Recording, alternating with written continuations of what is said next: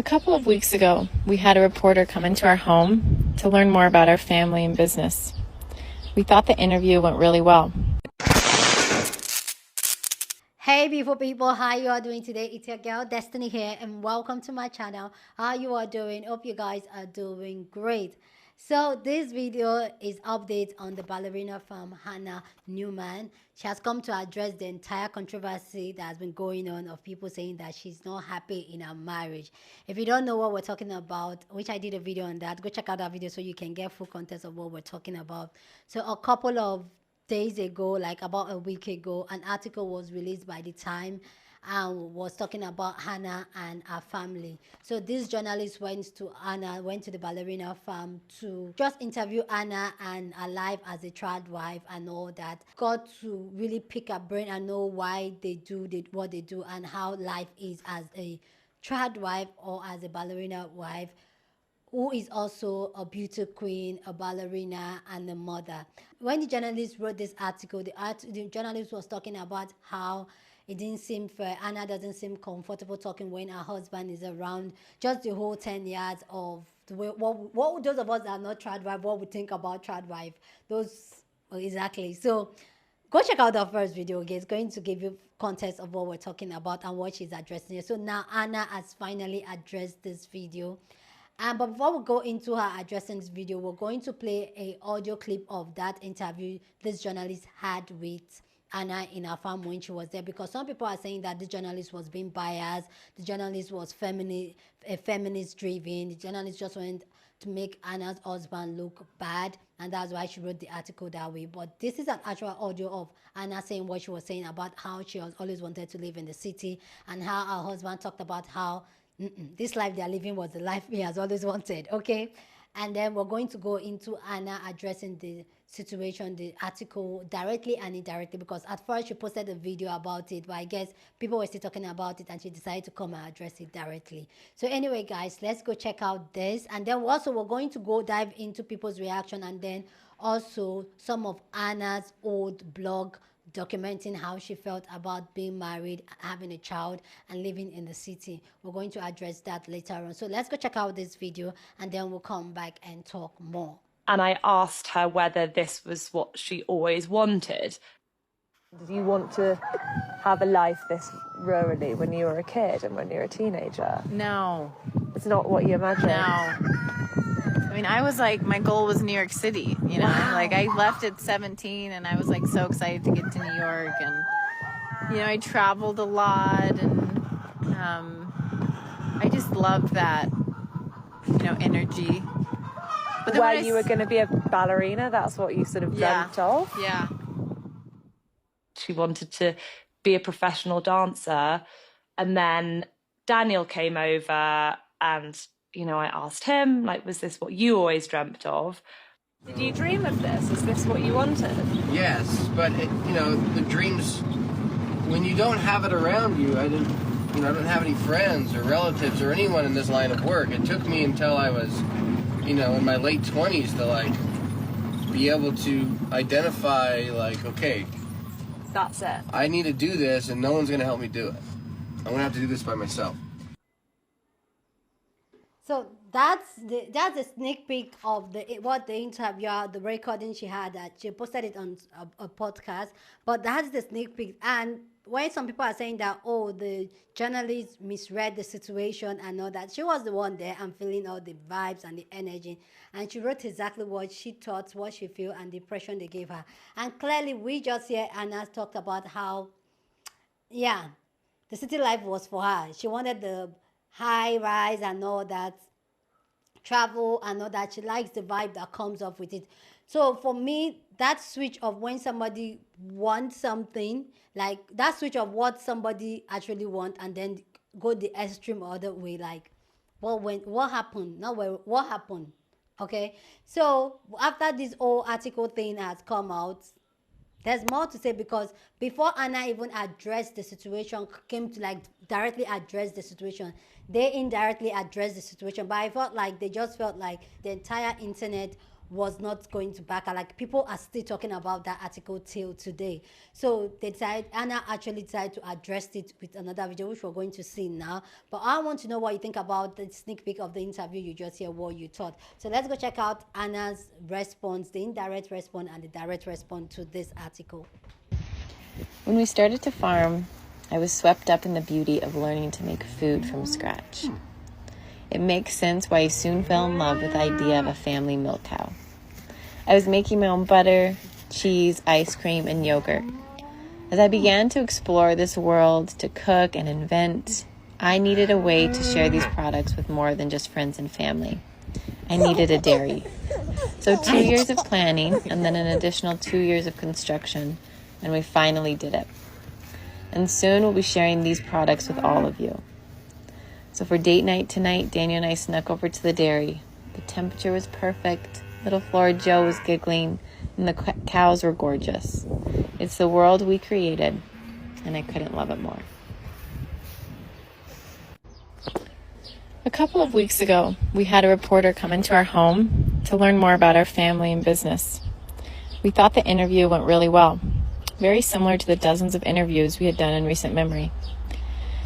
We were taken back, however, when we saw the printed article, which shocked us and shocked the world by being an attack on our family and my marriage, portraying me as oppressed, with my husband being the culprit. This couldn't be further from the truth. Nothing we said in the interview implied this conclusion, which leads me to believe the angle taken was predetermined. For Daniel and I, our priority in life is God and family. Everything else comes second. The greatest day of my life was when Daniel and I were married 13 years ago. Together we have built a business from scratch. We've brought 8 children into this world and have prioritized our marriage all along the way. We are co-parents, co-CEOs, co-diaper changers, kitchen cleaners, and decision makers. We are one, and I love him more today than I did 13 years ago. We have many dreams still to accomplish. We aren't done having babies. We are excited for our new farm store to open, and I can't wait to see what the future holds for the rest of it. But for now, I'm doing what I love most, being a mother, wife, a businesswoman, a farmer, a lover. So let me know what you think about our response and the first indirect response. I feel like they were really trying so hard, especially the indirect response. They were trying so hard to sell us something there. Like, that was the vibe I got there. But who am I to say? If she loves it, I love it. I was trying to see if other people were talking about a response to it, but people have not really started talking about it, which probably I'll make another video of it. I only saw 2 people talk about it, which we're going to get into. But I want to know what you think about the response, the indirect and direct response to this entire conversation. What are your thoughts on this? So let's go check out the 2 people I saw talk about this, and then we'll come back and talk more.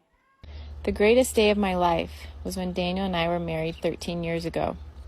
People are so weird. You can literally be like, I love my life. I wouldn't change a thing about it. But anyhow, that life includes something that is not usual, it's not common, it's not the modern way to do things. You have people, complete strangers, saying, oh, no, you're oppressed. No, you really actually hate your life. You just don't know it yet. I'm sorry. Can somebody please inform me when everybody became a mind reader? Is Hannah from Ballerina Farm truly unhappy? I don't know, and neither do you. I mean, that is unless you asked her and she's like, yeah, I hate my life. Just because somebody is happy doing something that you wouldn't be happy doing doesn't mean that they're lying. As a homemaker and a woman that had traditional values, I know that firsthand. Let's stop assuming the worst. I have a controversial opinion about Ballerina Farm after she replied today to all the controversy. By the way, hi, I'm Elizabeth. I'm your no-nonsense Catholic and Christian dating coach. I literally help women get the love of their dreams, and that's why I want to talk about this issue, is because a lot of people have opinions that she gave up her dreams for this man and now she's oppressed. And she works as a traditional Mormon wife, and she farms, and she's a mother of 8. Her latest response to all this controversy makes it appear that the article seemed to be a feminist smear campaign and was coming from an angle that she wasn't expecting, and that she's actually incredibly happy with her life. My instinct is that instead of spending hours and hours, like going down a rabbit hole, spending all this time researching about this woman and and trying to figure out if she's really happy. Instead, I think what would really, really help you right now is to actually focus on how you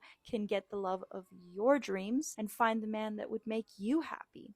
So maybe being a trad wife like Hannah would make you super happy. Maybe being a career woman would make you super happy. I don't know. I don't know what you want.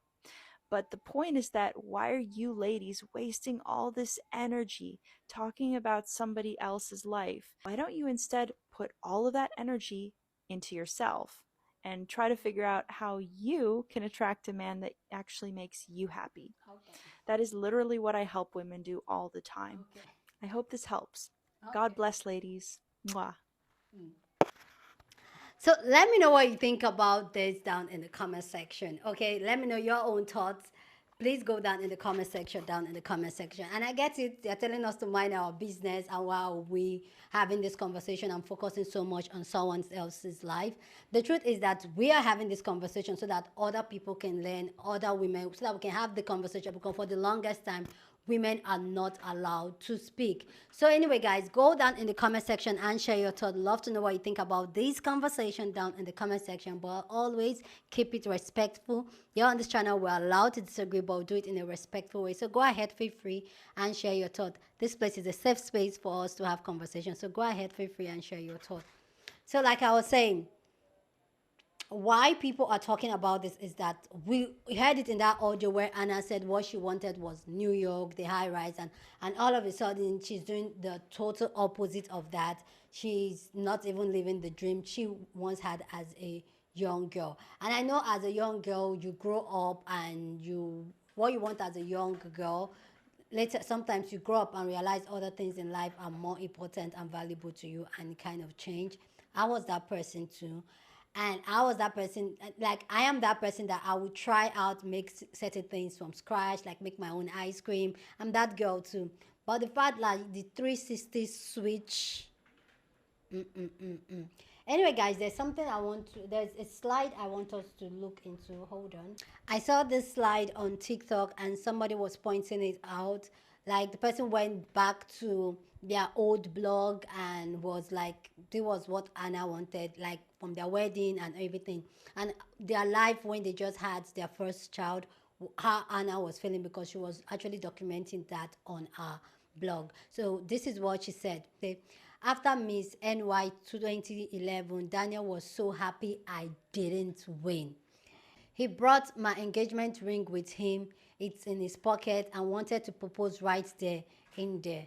That is another story in and of itself. But long story short, I told him wait till we were alone. Did you hear that? He was happy she did not win. Ladies, be taking notes.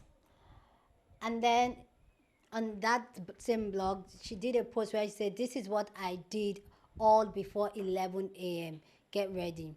Brush my teeth. That usually doesn't happen before 11. Okay. Nurse Henry, which is their son.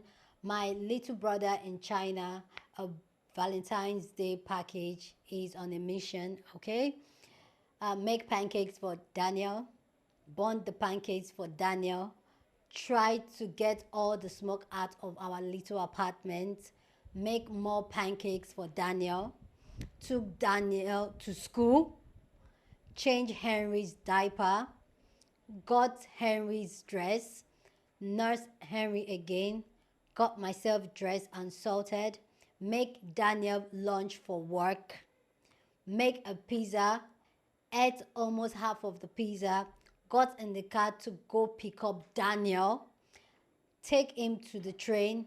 Crash my car. Make Daniel miss his train. Give Daniel the car for the day and eat the rest of the pizza. Nurse Henry again. Call my mom.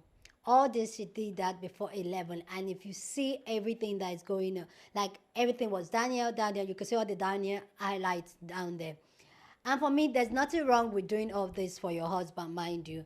But the thing is that when a woman, which we talk about here a lot, a woman centering a man a lot, not centering herself, you could see with all the list of things she did before 11 a.m., I don't think I'm out of bed by that time.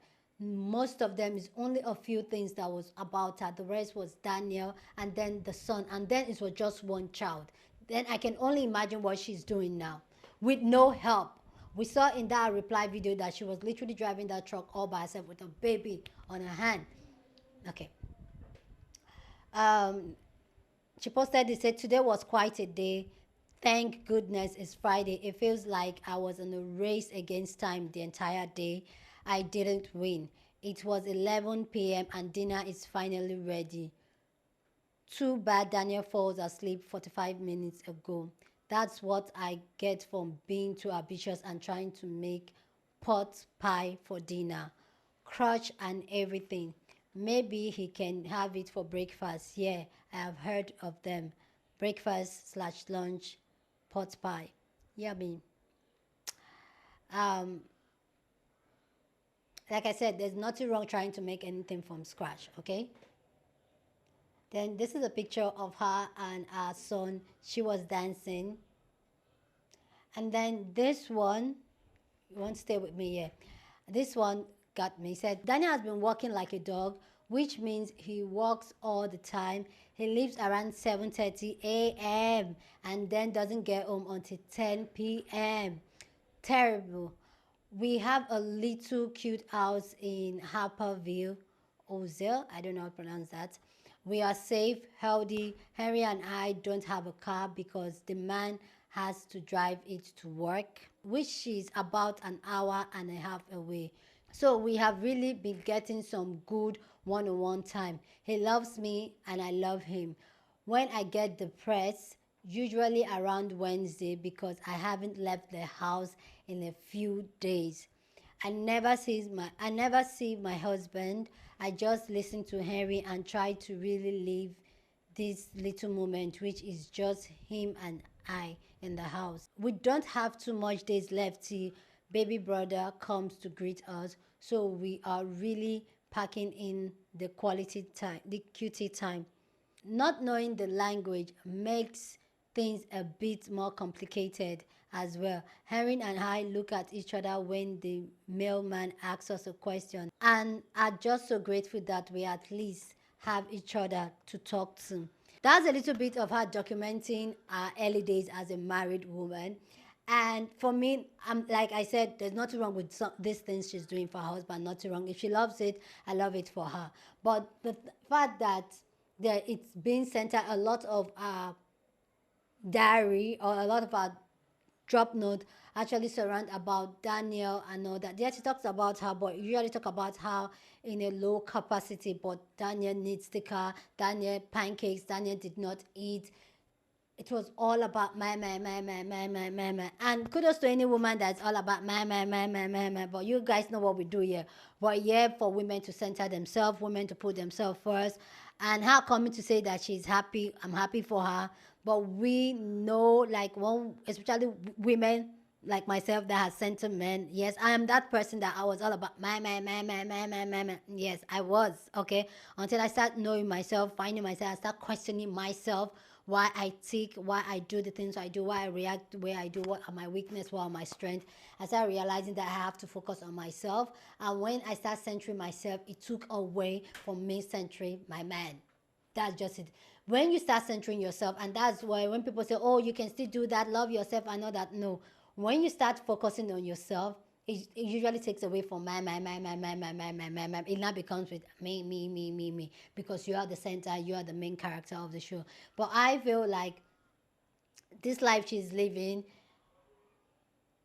if really she really wants to get out of it, I don't see her getting out of it. I don't think it would be an easy up and fix for her. She has 8 children. She talked about how they are going to even have more children, which I know that definitely there's no more time for her. Like, she doesn't even have time. With one, she could barely, like, she wants to go out and all that, but she can't go out. And now you're confined to a space where you're raising 8 children with no help, and you doing farm work and all that.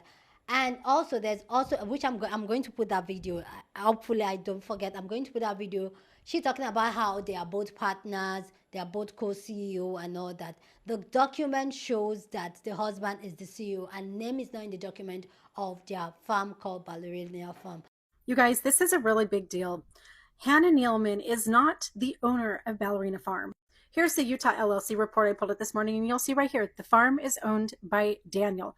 Hannah's name is nowhere in any of these documents. Now, Hannah may have other ownership options not listed on the filing that are part of their internal operating agreement, but Daniel right here, Daniel is the owner of Ballerina Farm. So really, is it that she doesn't know, or she is in that place where it's like what belongs to him belongs to me, and just go with that faith and all that? I applaud women that goes with that faith and say, oh, what belongs to him, belongs to me, but nothing is actually being documented for legal purpose, like, okay. But anyway, I don't see her leaving this marriage. I don't see her going anywhere. She has 8 beautiful children. She said she loves her man. She has a beautiful farm. And go live your life, but we're here to have the conversation, and I want to know what you think about this amazing conversation down in the comment section. But please, as always, keep it respectful. Here on this channel, we're allowed to disagree, but we do it in a respectful way. So go ahead, feel free and share your thought. Share this video with somebody that you want to be part of the conversation, because that's what we do here. We have banging conversation. So go ahead and share this video. Don't forget to give this video a thumbs up, smash the like button, because this helps YouTube to push out my content for more people to see, and that'll be you supporting this channel and this guy. So go on and do that. Subscribe if you haven't subscribed, and I'll see you guys in my next video.